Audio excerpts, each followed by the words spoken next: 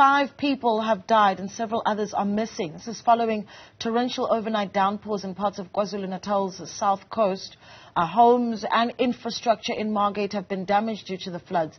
The South African Weather Service has issued a level 5 warning for heavy downpours in the area, and officials are warning that more rain can be expected tonight as well. So motorists have been advised to delay their trips and avoid low-lying areas. But let's get an update now and unpack the latest with Samantha Meyrick. She is the spokesperson of IPSS Search and Rescue. Samantha, a good morning to you. I can imagine just how busy of a day you had yesterday, certainly expected today as well.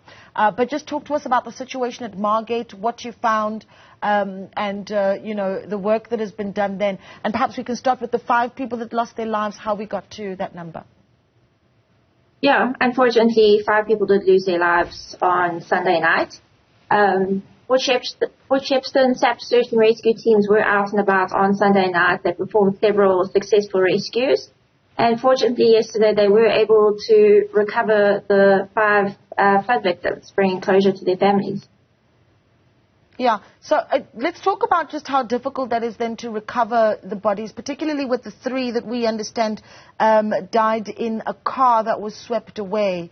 The difficulty in recovering those bodies? Unfortunately, in all flood victims, you know, the recoveries can be extremely difficult. Search and rescue teams were very fortunate yesterday that it was a very quick and successful recovery. Big problem we often experience is that people get washed out of their vehicles, which makes it a lot more difficult to then search for them, having to cover vast downstream areas trying to find them. So it's always, you know, it's devastating it is, you know, to bring closure to the families so quickly. Yeah. How many do we understand are displaced at the moment and the sort of aid that's necessary for those? At the moment, I cannot put a figure on that, on how many people are displaced by the current floods. It can often be very difficult to determine, especially as, you know, the rural and the poorest communities are affected. So it's often difficult to get accurate numbers. Yeah, and is the inclement weather still an issue even this morning, in your view? But there was a level 5 warning issued for storms last night. Yeah. Fortunately, it doesn't seem anything came of it, but, you know, the warning's always fantastic to have. And it does look like in the next few days the rain will clear, allowing, you know, the municipality and members of the public to start clearing up after the floods on Sunday night. Yeah. Just talk to, you know, you talk about how it's difficult to really pin down just how many people have been displaced. What have you seen then in terms of the aid that has come through for those that have lost their homes, where we've seen that massive infrastructure damage? And perhaps you can even describe just some of that infrastructure, some of the public infrastructure, if at all, that has been damaged? Oh, I mean, the road damage is immense at the moment, which makes getting out and about and getting aid to those who need it extremely difficult. I know there are various NPOs on the ground who are bringing aid to those who have been affected. And, you know, community halls and, you know, local community members always open their homes or the community halls and assist with food and blankets for those displaced. Yeah.